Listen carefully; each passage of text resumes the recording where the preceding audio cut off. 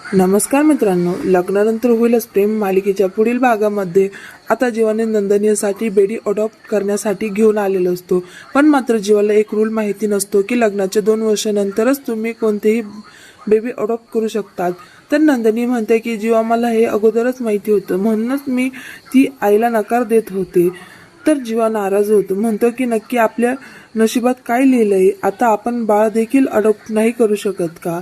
घरी आल्यानंतर त्यांना कळतं की गुरुजी आले आहेत. त्याचमुळे जीवा नंदिनी आता गुरुजींना भेटायला येतात. तर मित्रांनो, आता गुरुजी जीवा आणि नंदिनीला आनंदाची बातमी देतात की तुम्ही प्रयत्न सोडू नका, तुम्हाला तुमचं बाळ मिळणार आहे. तर गुरुजींचे हे बोलणं ऐकल्यानंतर जीवा आणि नंदिनीला खूपच आनंद होतो. तर जीवा गुरुजींना विचारतो की आम्हाला सरोगेट मदर मिळणार आहे का. गुरुजी म्हणतात की ते तर वेळ आल्यावरच कळेल, पण तुमच्या हातात मला बाळ दिसतंय. तर मित्रांनो, जीवा आणि नंदिनीला सरोगेट मदर मिळते.